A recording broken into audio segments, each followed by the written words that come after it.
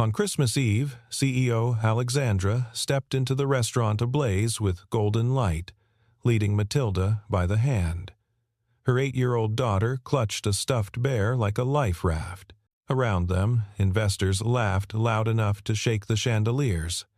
But Matilda only watched their mouths move, the words meaningless shapes. Alexandra bent down to offer comfort, then was pulled away by a handshake. When she turned back, the chair beside her was empty. A man in a maintenance uniform knelt before Matilda, his hands moving slow and deliberate. Matilda suddenly laughed, a sound that stopped Alexandra's heart. Alexandra was the CEO of a tech finance conglomerate standing at a crossroads.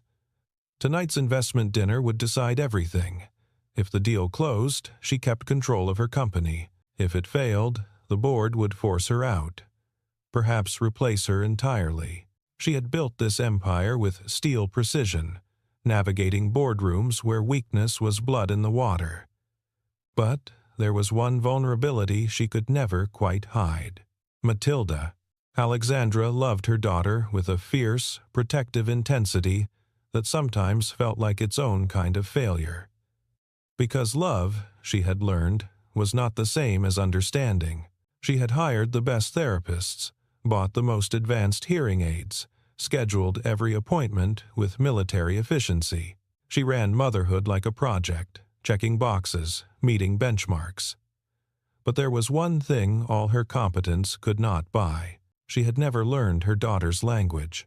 Matilda had been deaf since birth, navigating a world that spoke in frequencies she could not hear. At 8 years old, she had learned to read the world through sight. She watched lips form words she had to decode. She saw the way people's eyes slid past her, uncomfortable with difference. She noticed when her mother's attention was always divided, always elsewhere, always on the next crisis.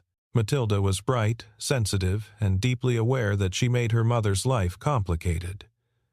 In rooms full of important people, she knew she was the problem that did not fit the script.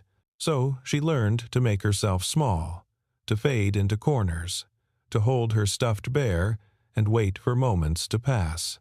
Tonight, Alexandra needed Matilda to be perfect, quiet, invisible, if possible. Henry was 40 years old, a contract maintenance worker who had been called to the restaurant to handle electrical and sound system issues on the busiest night of the year. He moved through the world with the quiet confidence of someone who had stopped trying to impress anyone. His work uniform was clean but worn, his tool belt familiar weight on his hip.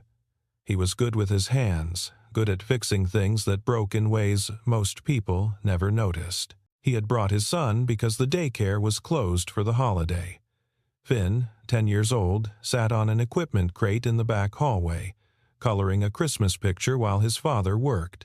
The boy was mature beyond his years, shaped by the absence of a mother and the presence of a father who showed love through presence, not presence. What set Henry apart tonight, what made him different from every other person in that glittering restaurant, was simple. He knew sign language, not the performative kind, learned from a weekend class, but the fluent, lived-in kind that came from necessity, the kind that meant family. Finn knew it too. For father and son, signing was as natural as breathing, a language born from a time when words had failed them and hands had to speak instead. The restaurant was dressed for Christmas like a stage set for privilege. A towering tree sparkled near the entrance, its ornaments catching light from crystal chandeliers. Garland wound around railings, and soft instrumental versions of carols played just loud enough to seem elegant. Through floor-to-ceiling windows, snow fell on the Manhattan street outside, muffling the city into something almost peaceful. Alexandra entered with Matilda, both dressed for the occasion. Matilda wore a velvet dress and held her bear, but her expression was the blank one she wore when overwhelmed. Alexandra squeezed her daughter's hand, trying to offer reassurance while her own pulse hammered with pre-negotiation anxiety. Hillary, the company's head of public relations, materialized beside them with the smooth efficiency of someone orchestrating a performance. She leaned close to Alexandra's ear, voice low and urgent. "Tonight is about the script. Smiles, confidence, control." After 15 minutes of greeting the investors, we can move Matilda to a private room. She'll be more comfortable, and we avoid any disruptions. The words were framed as consideration, but Alexandra heard the subtext. Matilda was a risk, a variable that could not be controlled, something to be managed. Corbin arrived next, a senior board member whose silver hair and tailored suit gave him the appearance of distinguished authority. But Alexandra had learned to read the calculation behind his polite smile. He glanced at Matilda, then back to Alexandra. "Tonight is crucial. We need to project stability. Unity. No surprises." It was not quite a threat, but it was not quite not a threat either. Alexandra nodded, feeling the familiar tightness in her chest, the feeling of being squeezed between what she wanted to do and what she had to do. The VIP table was positioned near the windows, the best view in the house. Investors were already gathering, men and women who held the power to make or break companies with a single decision. Leon, the key investor, was a man in his 60s with sharp eyes and sharper instincts. He did not suffer fools, and he did not invest in weakness. Matilda was seated beside her mother, but the chair felt too large, the table too high. Around her, adults spoke rapidly, laughed explosively, raised glasses in toasts. She could feel the vibrations of their voices through the table, but the words themselves were lost. Her hearing aids picked up a jumbled mess of background noise, all of it too loud and none of it making sense. She looked at her mother. Alexandra was smiling, nodding, shaking hands. But her eyes never quite landed on Matilda. "Not really. Not in the way that meant I see you." An investor arrived, and Alexandra stood to greet him, leaving Matilda alone in a sea of incomprehensible noise. The child's fingers tightened on her bear. Matilda had learned that when the world became too much, the solution was to find somewhere quieter, somewhere smaller. So, when no one was looking, when all the adults were busy performing their important adult rituals, she slipped from her chair and walked toward the back of the restaurant. The hallway near the kitchen was dimmer, less decorated. Service staff moved past with hurried efficiency, but none of them stopped to question a well-dressed child. Matilda found a spot near a door marked maintenance and stood there, holding her bear, letting the relative quiet settle her racing heart. That was when Henry saw her. He had been checking a circuit panel when he noticed the small figure standing uncertainly in the service corridor. She was clearly not supposed to be there, but she did not look lost. She looked like someone who had chosen exile over chaos. Henry approached slowly, making sure she could see him coming. He knew the rules about approaching someone else's child, knew the boundaries of his position as a maintenance worker in a place like this, but he also knew what it looked like when someone was drowning in plain sight. He knelt down, bringing himself to her eye level. He did not speak, did not ask questions that would require her to explain herself to a stranger. Instead, he placed his hand over his heart and signed a simple greeting. "Hello?" Matilda's eyes went wide. She stared at his hands like they were a miracle. For the first time all night, someone was speaking her language. She signed back, tentative at first, her small hands fumbling through the shapes. Then, more confidently as Henry responded, his movements patient and clear. Finn noticed from his spot on the equipment crate. He hopped down and joined his father, signing to Matilda with the casual ease of a child who had never known signing to be anything but normal. He asked if she liked the Christmas tree, if she wanted candy canes. Simple questions, asked with simple kindness. Matilda laughed. It was not a loud laugh, but in the relative quiet of the hallway, it was bright and clear and unguarded. The kind of laugh that only happens when someone feels safe. Alexandra had turned back to find her daughter, and instead found her gone. Panic spiked through her professional composure. She scanned the dining room, then the entry, then finally caught sight of Matilda at the far end of a hallway. With a strange man, Alexandra walked toward them, her heels clicking on polished floors, her CEO mask firmly in place. But as she got closer, she saw something that stopped her cold. Matilda was smiling. Not the polite, careful smile she gave to cameras and strangers, but a real smile, the kind that crinkled her eyes and made her look like the child she was. And Alexandra, her mother, the person who was supposed to know her best, had no idea what they were saying. She stood just out of sight, watching her daughter communicate in a language she had never bothered to truly learn. Henry's hands moved with grace and precision, each gesture deliberate and clear. Finn signed with the rapid energy of youth, making Matilda giggle, and Alexandra realized, with a clarity that felt like breaking, that she had been so busy managing her daughter's disability that she had forgotten to meet her daughter where she was. She thought of all the boardroom negotiations she had mastered, all the complex deals she had navigated, all the people she had learned to read and predict and outmaneuver, but she could not read her own child's hands. Henry noticed Alexandra watching. He caught her eye and signed something slow and clear, instinctively knowing she would not understand. His expression was kind but honest. "She's okay, she just needed space." Alexandra guessed at the meaning from context and expression, but the not knowing gnawed at her. This was what Matilda felt all the time, she realized. This constant work of translation, of guessing, of being outside the language everyone else took for granted. Hillary appeared, pulling Alexandra by the elbow. Her voice was low and urgent. "Leon is waiting. We cannot let personal matters derail this deal. Come back to the table." For years, Alexandra had obeyed that logic. Business first, stability first, control first. But tonight, something in her resisted. "Wait," she said. Just one word. But it felt like breaking a chain.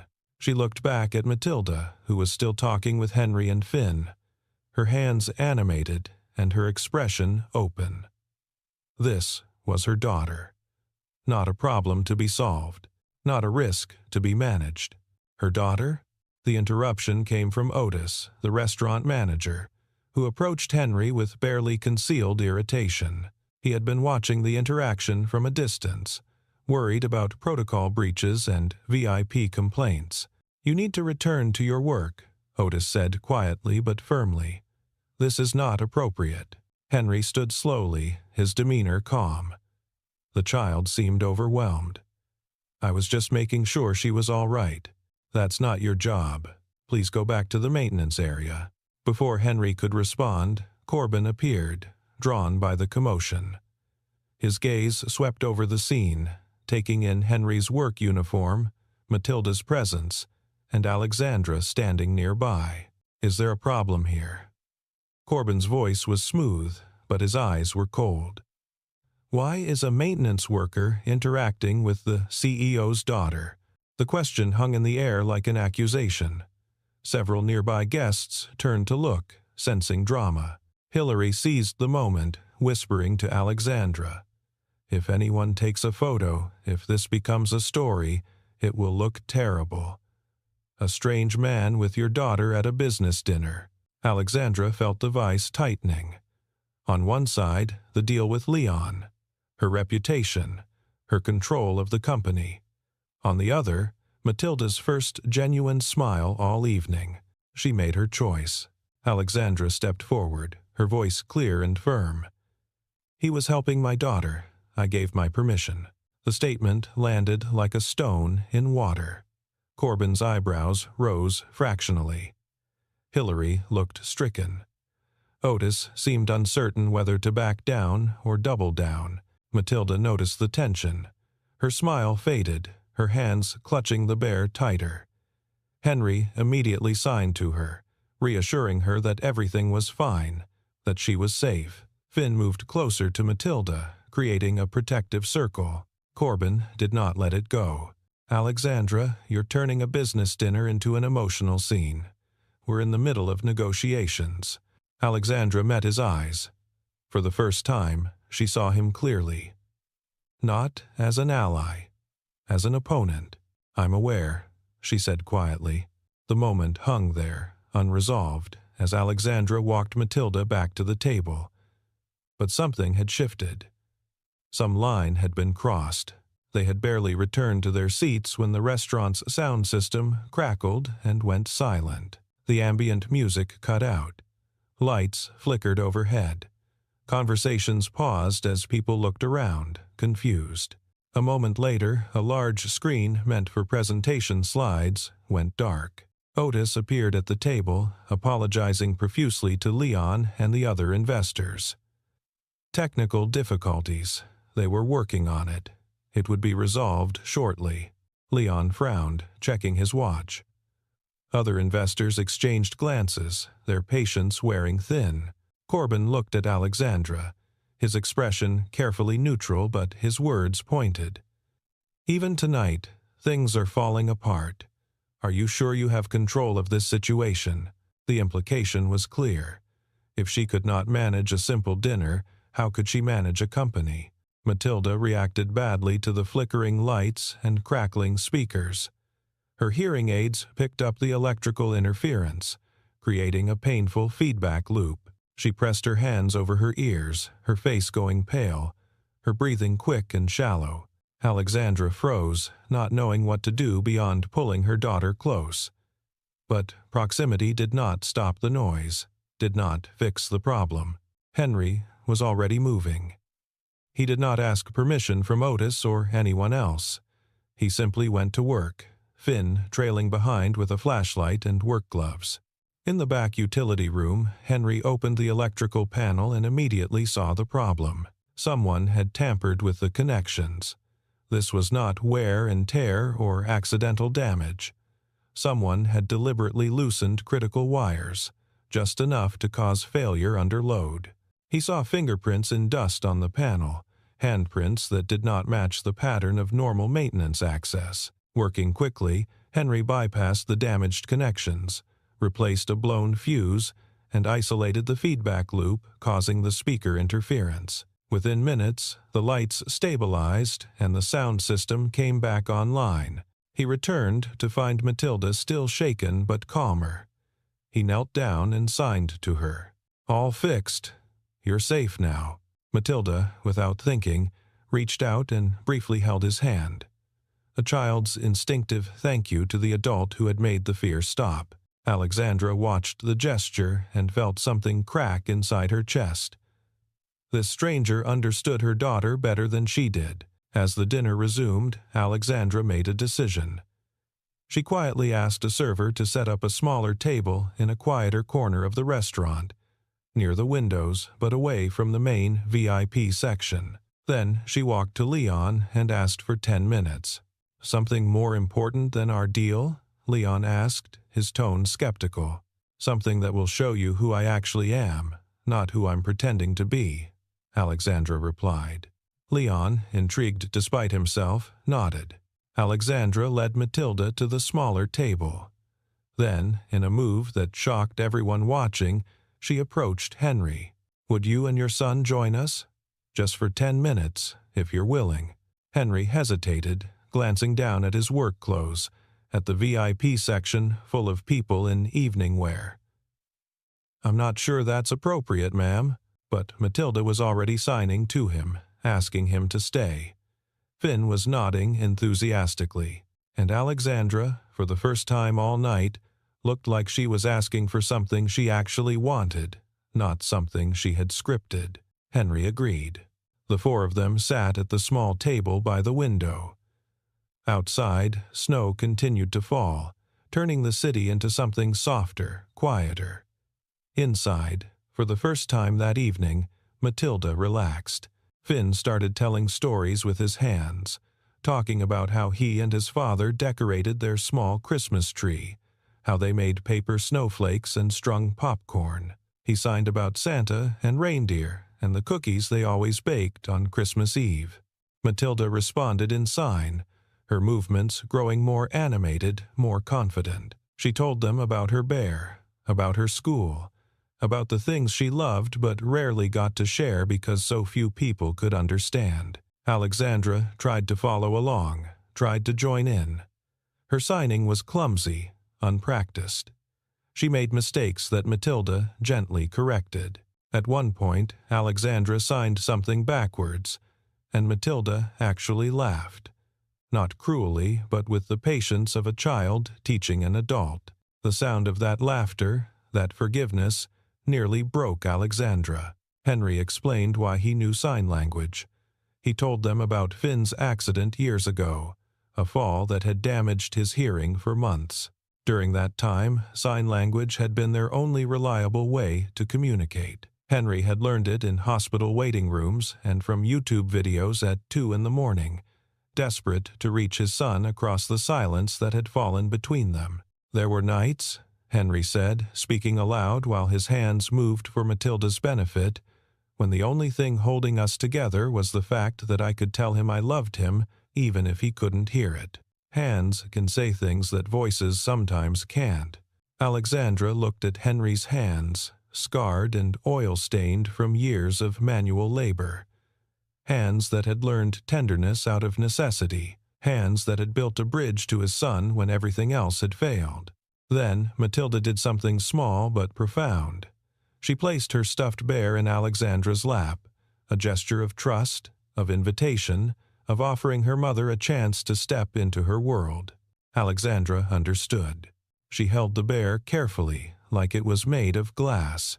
When Alexandra returned to the main table, Corbin had already set his trap. Another crisis had emerged. A critical USB drive containing financial documents needed for the presentation had gone missing. Security was being called. The VIP area was in controlled chaos.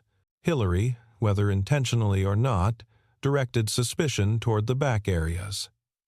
Someone from the maintenance crew was accessing the technical systems. Perhaps we should check if anything else went missing. Eyes turned toward the hallway where Henry had been working. George, the head of security, approached Henry with apologetic but firm professionalism.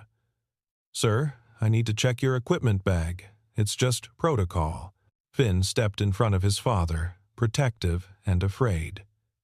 Matilda watched from across the room, her hands gripping the edge of the table, her breathing quickening. Alexandra stood. "Stop. He just saved this dinner. He did nothing wrong." But Leon and the other investors were watching, and the optics were terrible. George had no choice but to proceed with the check, even though it humiliated Henry in front of everyone. Otis offered apologies to the VIP guests, but the apologies themselves became an indictment, painting Henry as the problem that needed managing. Finn's eyes filled with tears. He held his father's hand tightly, trying to be brave.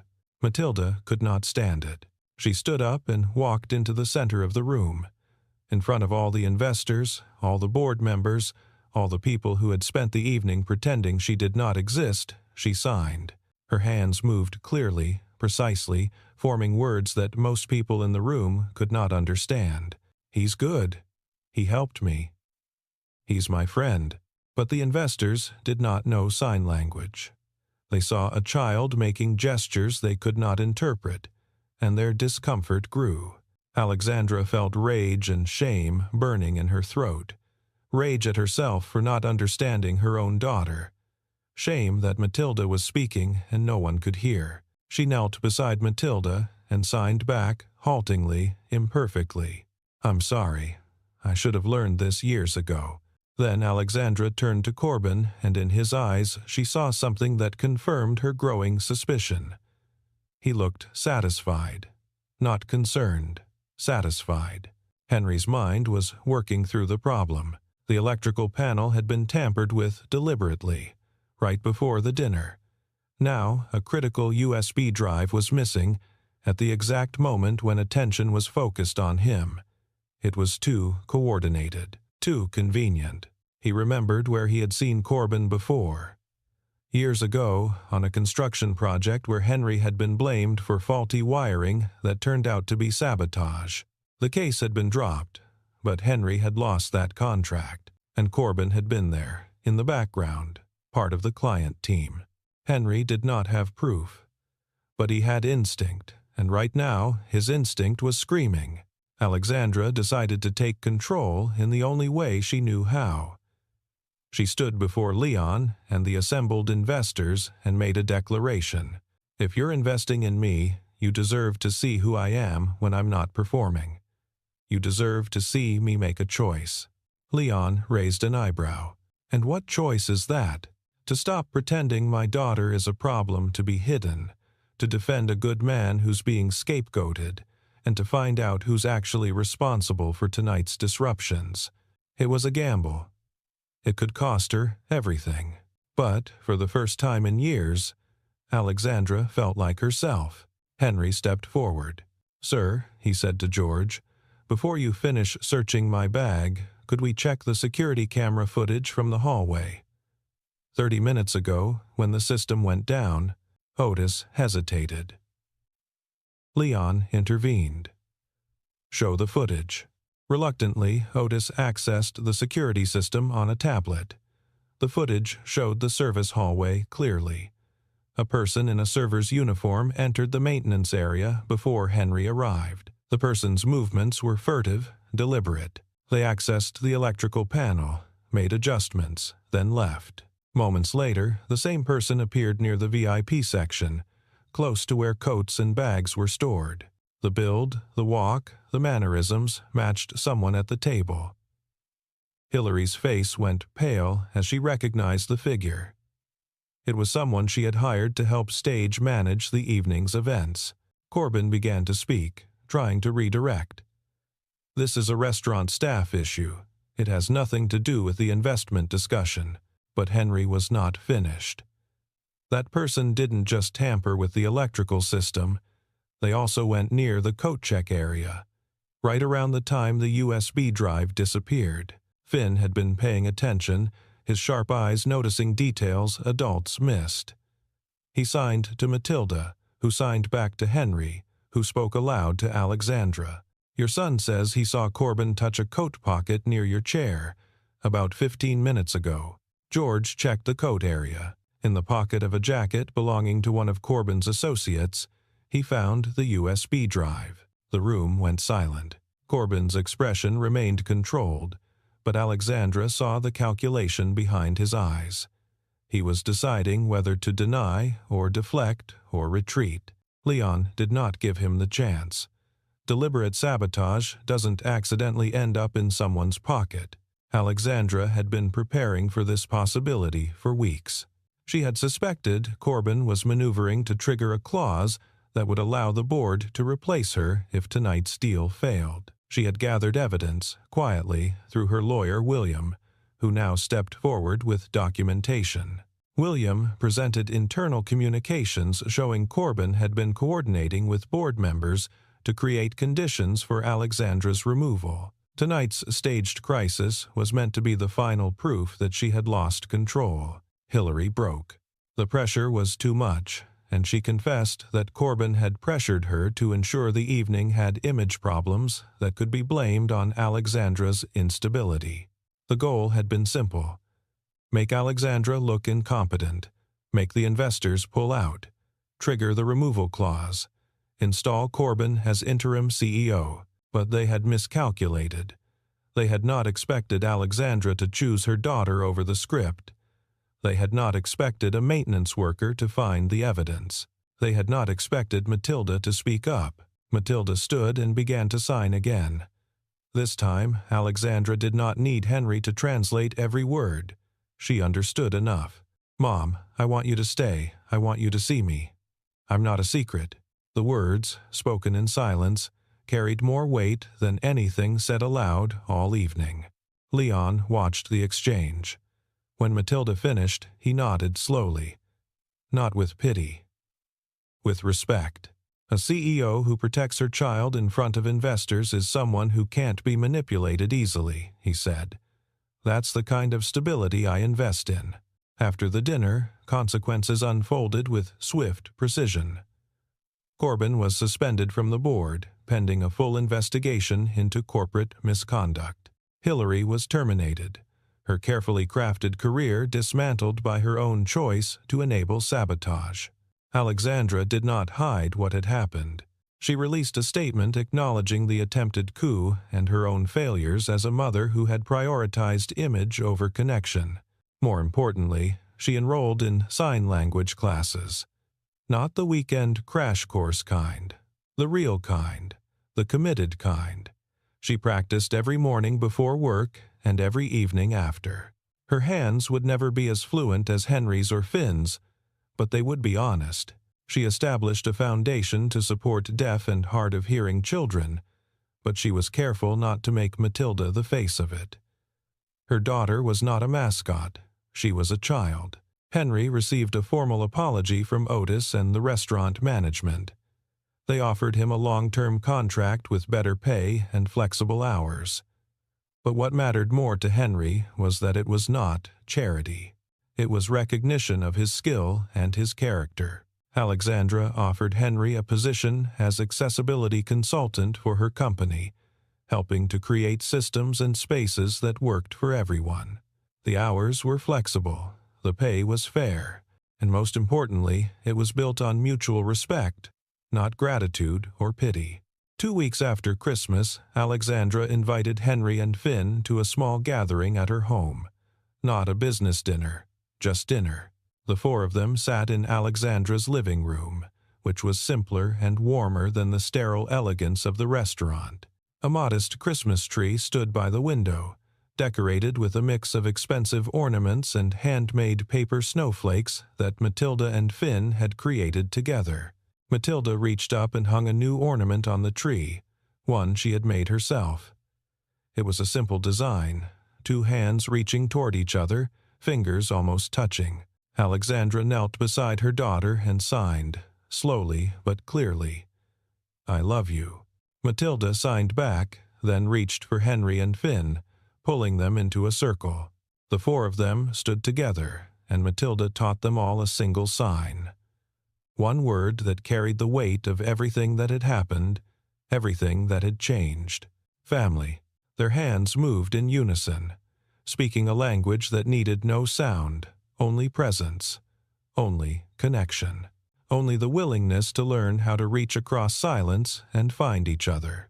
Outside, snow continued to fall on the city, covering everything in clean white. Inside, in the warm glow of Christmas lights, 4 people who had been strangers weeks ago discovered what it meant to truly see one another, not through the lens of power or position or performance, but through the simple, profound act of learning to speak each other's language. Matilda's bear sat on the mantel, watching over them, a symbol of what she had needed for so long: safety, understanding, home. And for the first time in as long as she could remember, Alexandra was not thinking about the next meeting, the next crisis, the next move in the chess game of corporate power. She was thinking about how her daughter's hands looked when she laughed, how Finn's eyes lit up when he told stories, how Henry's patience had built a bridge where Alexandra's competence had failed. She was thinking that sometimes the most important language was the one you had to learn from scratch, the one that required you to slow down, to be humble, to admit you did not know everything, the one that was spoken not with authority, but with love. As they sat down to dinner, Matilda signed a question to her mother. Alexandra did not understand every word, but she understood enough. "Are you happy?" Alexandra signed back, her movements still clumsy, but her meaning clear. "Yes, I'm learning." Matilda smiled, the same bright, unguarded smile she had given Henry in that hallway weeks ago, the smile that had changed everything. And in that smile, Alexandra saw what she had been missing all along: not a daughter who needed to be managed, but a daughter who simply needed to be seen. The conversation flowed in 2 languages, spoken and signed, sometimes overlapping, sometimes separate. It was not perfect. There were misunderstandings and corrections and moments of confusion, but it was real. And real, Alexandra was learning, was worth more than perfect ever could be. As the evening wound down and Finn started to yawn, Henry prepared to leave. At the door, he turned to Alexandra. "Thank you," he said simply. "For what?" Alexandra asked. "For letting me help. A lot of people in your position wouldn't have." Alexandra shook her head.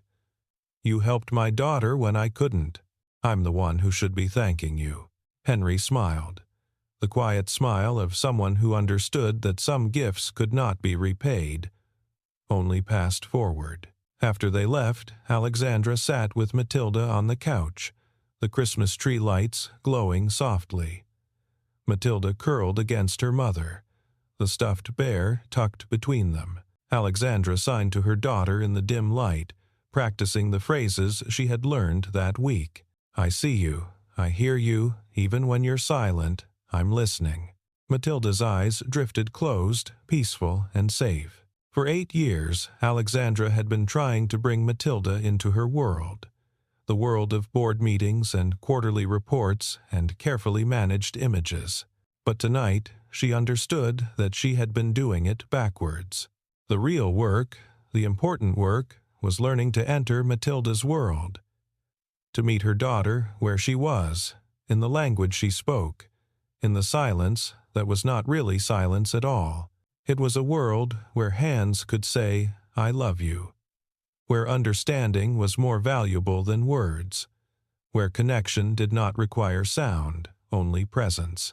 And as snow fell outside and the city settled into its Christmas Eve quiet, Alexandra made a promise to herself and to her daughter. She would learn this language, not just the signs, but the patience behind them, the listening, the seeing, the being fully present in a moment instead of always racing toward the next one. She would learn to be the mother Matilda needed, not the mother she thought she was supposed to be, and she would never again let anyone make her daughter feel like a secret that needed hiding. Matilda stirred in her sleep, her hand unconsciously signing a single word, "Home." Alexandra kissed her daughter's forehead and signed back, even though Matilda could not see. "Yes, baby, we're home." And for the first time in longer than she could remember, it was true.